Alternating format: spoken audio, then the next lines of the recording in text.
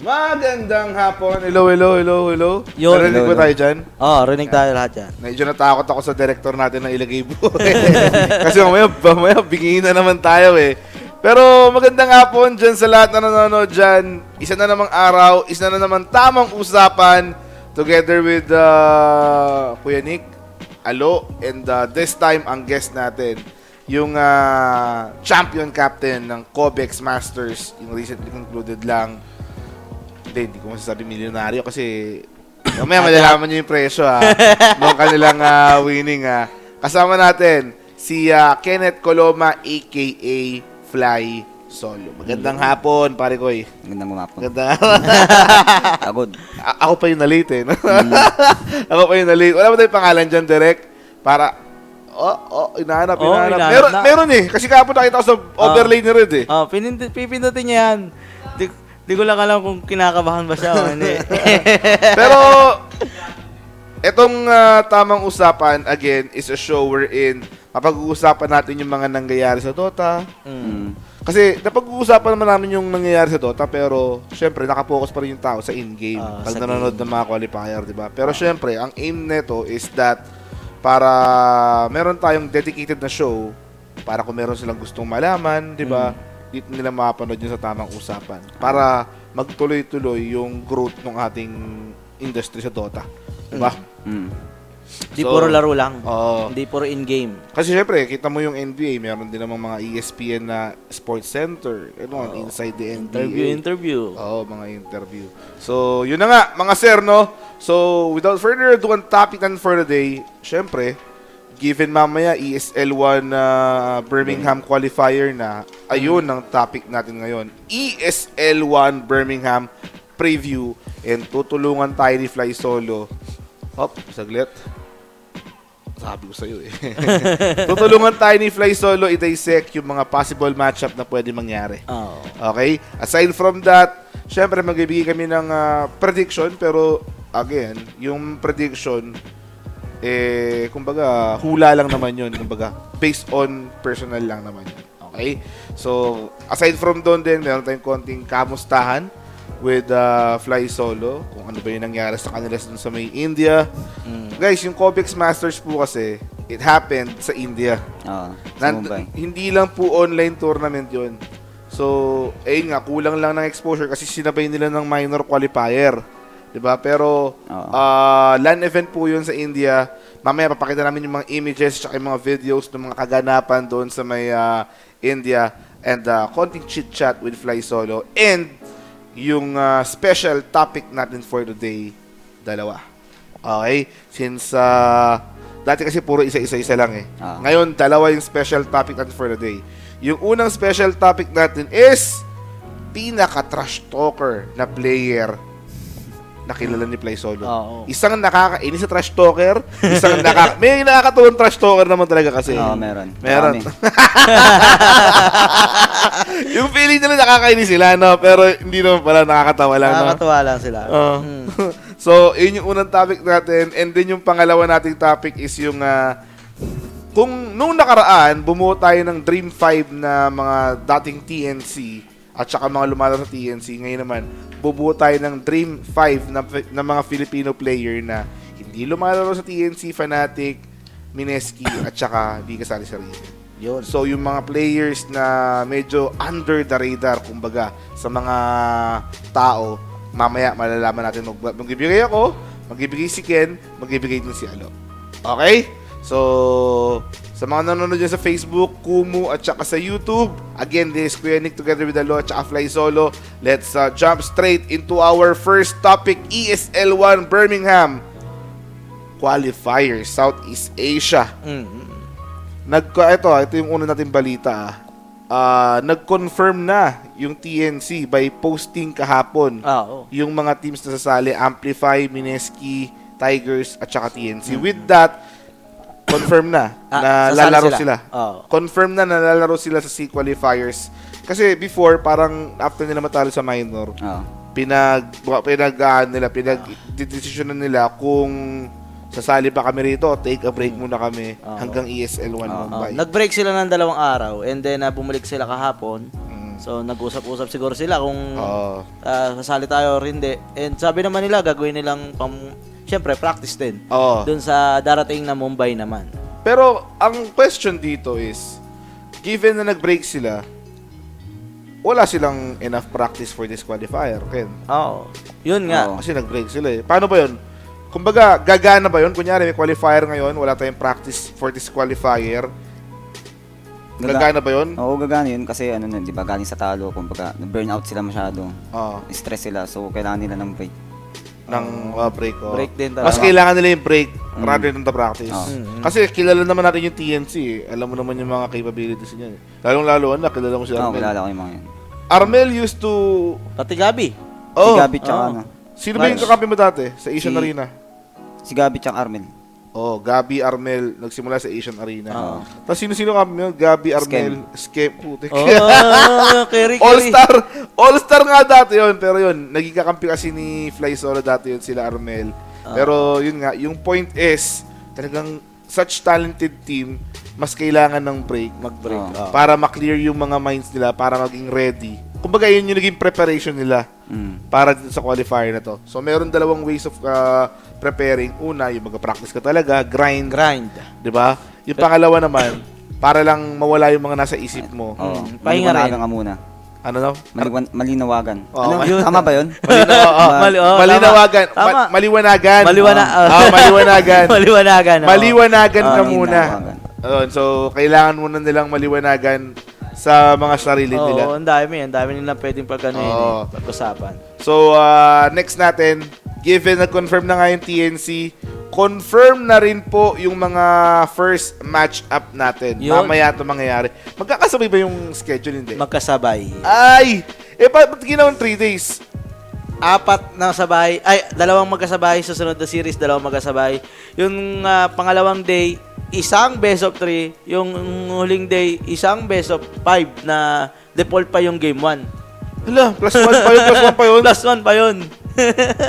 Ba't di nilang iniba-iba, no? Hey, Di ba? Hindi natin alam eh. Pwede naman siguro magkasabay yung una. Oo. Pero yung upper bracket, lower bracket, Pinagsabay ulit. ba't pinagsabay? Ano, ba't ganun yung Yung mga... ano? ESL?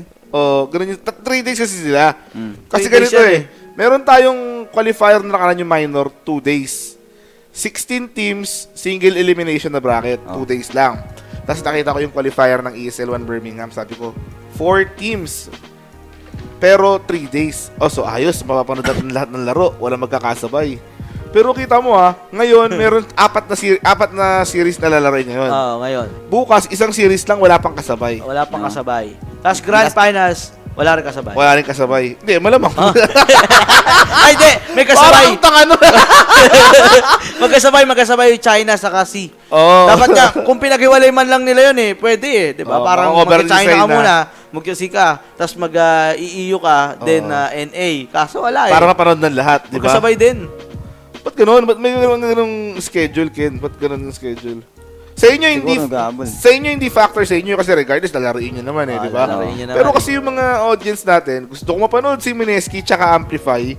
Gusto ko rin mapanood yung Tigers at tsaka TNC. Depende Di ba? yun minsan sa yung manager mo, kakausapin yung Yung Pwede nila i-adjust. admin, organizer nila para i-adjust. okay. Siguro kulang sila sa time ako ganun. Pero yun mga organizers and mga team managers, gusto po namin mapanood yung laro nyo. And paano magkakaroon ng exposure kung isasabay nyo yung tournament. Kunyari, Amplify. Gusto ko panoorin sila Carl Santino ngayon Pero tingin mo, saan manonood yung tao? Sa Amplify, sa TNC? Sa TNC. Di ba? Sayang yung exposure ng Amplify. Minsan na lang pumasok sa regionals, tama? Pero magagawa natin ng paraan yan. Yung mga tropa natin na gusto manood mamaya ng Mineski Amplify. Nasa- Sa Focus Fire. Sa Focus Gaming. Fire, okay. And then, Nemo tayo sa TNC and Tigers. Pati sa Wombo. Yun nga, tama yung mga nasa chat dyan. Clutch Gamers pa rin. Former captain ng Clutch Oo. Gamers. Yung team na Apat. World Tour. Oo, dati. Natalo lahat. Isang patch lang. Para kaming Niyari tawag kayo doon, nun, no? para kaming boom, puro last. Oo. Parang boom ID. Isang patch na bigat yun no? Totoo ba yung balita na nangyari kayo ng patch? Oo, kasi kami kumuha ng mga namin, mga visa namin. Oo. Hindi ka practice doon sa patch. Wala talaga. Ano-anong mga country yun? Russia, Dami nun. China, China. America. Di kayo America oo, yun. hindi sila nag-America nun. Tapos ano pa isa? Philippines. Ito. Major. Major. Oh, Heist. Hindi, Masters. Masters. ba yun? Oh, Manila Manila Masters. Manila Masters. Oh, Manila Masters. Ang major, Mineski Ang yata. problema nila noon, yung makiking Hindi, Manila Major yun. Hindi, Masters. Dito yung kasali pa Manila Major? Major ba yun? Grabe ka naman, grabe ka Manila naman. Master. Manila Master pala. Manila Master. Grabe ka naman, tol, may solo. Nakakalimutin na ako eh. Dumatanda na. So, yun nga. Yung laban natin ngayon, Mineski Amplify, TNC Tigers. Unang tanong ko, Fly Solo. Ikaw, kilala mo na itong mga to, yung mga bata na to? Oo. Kasi yung ibang mga audience natin, wala pa sigurong idea. Yung Amplify, dati silang Admiral.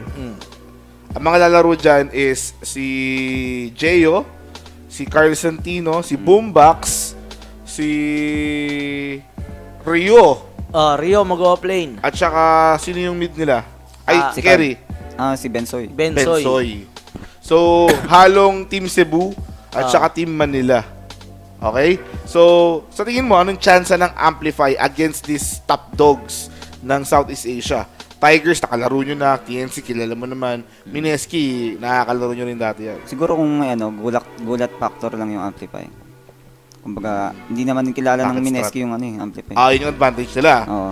Hindi sila masyadong... Kumbaga, ngayon lang talaga nakapasok sa regionals no? Ganun ginagawa namin dati nung CG pa kami. Kumbaga, hindi kami sasali ng mga kahit anong tournament. Kumbaga, lang. Bigla kaming, Lalabas. lalabas. Yun. Yung mga strat, dapat may mga nakatago ang strat. Ayos nga rin yun. Let's see kung ganun yung mangyayari mamaya. Ang first match ng Amplify is against Mineski. Kung pag-uusapan natin experience, hindi magkukulang yung Amplify dyan. Oo. Nandyan si Rio, Oo. si Jeyo, si Ninja Boogie, Wala. Boombox, Wala si Bensoy. Walang Santino, baguhan dito. wala si Boogie. Ha? Wala si Boogie. Santino, Oo, Santino. Sa kabila si Boogie. Si Boogie. Boogie tsaka si Bimbo. Kumbaga walang mga baguhan dito eh. Wala na. So magkakatalo lang talaga sa chemistry. Ang problema lang nila rito, dahil nga nagpalit na naman sila ng player, si Boquerino dapat yung dati nila eh. So ilang days pa lang ata yung practice nila. Yun ang medyo niyan. Medyo Alanganin konti. Alanganin ng konti. Speaking of konti lang ang practice, yung sa major, yung Mineski naman, Yun. yung kalaban nila, ilang araw lang rin ng practice noon, di ba? Pero Dalawang yet, araw. nag-qualify sila sa major together with Fnatic. Natalo nila yung TNC sa may lower bracket, di ba? So, let's see kung kayang gawin ng Amplify yun. 4 na teams na sila dyan.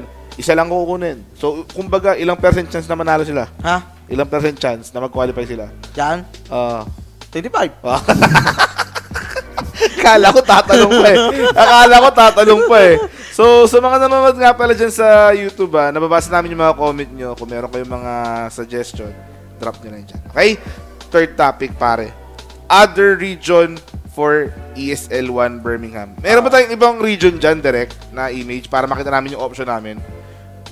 From fill in the blank to multiple choice tayo. Meron ba tayong gano'n? Mahirap kasi pagka fill in the blank eh. Meron yan, nakita ko Mga kanina. sir, hindi niyo po kami masisisi kasi po sobrang dami pong tournament talaga. Oo. 'Di ba? Oo. Nagkakahalo-halo na yung mga Hindi ko na teams. nga alam kung sino yung mga kasali dito eh. Oh, 'di ba? Qualifier. Alam ni Mau siguro 'yun. Alam ni Mau. Meron dyan yan, meron dyan. So, yun na nga inaantay natin pero Mga picture ng player. yung qualifier nito, China, Southeast Asia, 4 lang eh. NA, NA, saka EU. halo na EU saka CIS. So, doon sa China, ano ata nandun? Ang hirap mo. Kaya nga. Patulong ko kay Mau, Nandyan, sa pangalawang scene at pangatlong scene ata. So, steady lang kayo sa mga sir. Pero, aside from ESL 1 Birmingham, puro ESL pala tournament ngayon. Oo. After nito may ESL 1 Mumbai eh. Oo. 'Di ba? Yung yan, let's see nga. Ayan na ba yun? Nakuha mo na yata. Yan yung Di pa. per ano. Di nagamit. Teka lang. Di nagamit. Yan oh. Hindi nagamit. Yan nga. Yan. Push live. For China yan. Ito yung China natin for ESL 1 Birmingham. Papakita na ng direct natin. Yeah. Sige. Ina, 5, 4, 3, 2, Pindutin mo na. 1. Oh, yun! Yun. Keen Gaming, major representative ng China yan, ha. Kasali sa ESL on Birmingham. Hindi ba sila na-invite sa Birmingham? Sa Sa Mumbai sila na-invite. Mumbai sila, Mumbai. Oh, Mumbai. So, Keen at saka Royal, yung Royal DDC, hindi to yung RNG, no? Hindi to yung RNG, no? Hindi, iba yan. Iba, yung Royal lang Pangalawa talaga. yan, pangalawa. Ay, team to nila. Hindi sila AFU to, hindi sila Sila AFU. DDC. Oo. Tapos, eHome naman, Xiao 8 Ferrari. Yung bago nila. Oo, bago nila. Kalaban nila, yung dating team ni Ferrari, Invictus Gaming. Pero yung Invictus Gaming na to, hindi to yung mga veterano. Oh. Yung mga baguhan Pero to. yan yung team 1. Oh, Team 1, Team 1 to. Sila Dog fights. sila Oli, Sila only dog fights. So, dito, prediction. Ano ako dyan? Para sa mga tropang betlord natin dyan, makinig Mga kayo, ha? tropang ble- King Oo. Gaming. Ha? King Gaming. King Gaming. King ha? Gaming. So, doon tayo sa Liamado. Lakas nila eh. Pero hindi ba kaya ng mga veterano to? Sila Xiao 8? Yung e-home. Medyo mahina pa. Kulang pa sa chemistry yung sa e-home. Ewan ko lang. Oh, bago-bago rin kasi Oo. sila eh. Yun ang ano dyan eh. Yun ang Kumbaga- problema ng e-home eh. Kilala mo naman yung King Gaming, nag-place yan last major. Diba? So, yan nga. Pero, eto nga yung pinag-uusapan kanina, yung laban at mamaya for Southeast Asia. Direct, pakidaran yung Southeast Asia natin. Meron tayo, TNC Predator versus TNC Tigers. Mamaya 5 PM yan. Oo. Kuku versus Dendi. And then yung next natin, Amplify versus Mineski. Dating Amplify rin pala si Ninja Boogie. Nag-stand in lang siya nun. Oo. Ng ilang araw, no? Oo. Tinignan niya kung okay siya dun. So, ayan mamaya yung ating laban. And ESL 1 Mumbai naman. May other region ka pa dyan, direct? NA. Oh. Maganda. Ito maganda sa NA. Parang minor. Oh. Forward Gaming Team, tapos okay. J-Storm sa Complexity. Ito yung dalawang nag-qualify sa major. Ang nag-qualify yung team Complexity. Hindi na mag-qualify yung dalawa. J-Storm tsaka Forward Gaming. Forward Gaming nasa minor sila ngayon. Si J-Storm, iyak. Si J-Storm Eh di kunin nilang coach si Pierre. Ay hindi, may bull ba na pala sila. May bulba pa. So dito, medyo mainit to. Doon ka ba sa mga bata o doon ka sa mga subok na? Yung team ako dyan. Ayos ah. Eternal, nakita mo si Eternal Envy, no? Grabe ka naman doon, no? Ako complexity pa rin ako rito. No? Ikaw? Ako siguro, forward gaming ako dito. Ayaw nyo talaga kay J-Storm. Nakakuha na ng ano yan, momentum yan sa minor. Yung forward gaming po, wala na pong SBG, Universe, tsaka ano yan, Resolution. Resolution. Oh. Ano na, si CNC, Snaking, Yawar. saka si Kitrak, Kitrak Yawar. Yawar, saka yung si MSS. Yun. So, wala tayo ibang region, wala na? Wala na, Okay, wala na. so, yan yung mga qualifier natin na papanood nyo rin dito sa... Ang kasabay natin na pwedeng cover is yung Alin? NA o EU? NA. NA o EU? NA. Ay, hindi, EU muna. Meron tayo EU. Ano yun? Old But Gold Navy. Okay. Alliance. Alliance, the final tribe na eh. Wala yung Alliance, ano na sila eh, parang upper bracket na kagad. Okay. So, makapanood nyo yan dito sa Focus Fire, Combo or sa Nemo. Depende kung saan yung trip. Okay? So, yun. Mamaya, after this one, magkakaroon tayo ng tanungan segment naman. Hindi naman tungkol sa Dota. Yung mga tanong nyo, kanina nag-post ako, kinumpile ko yan.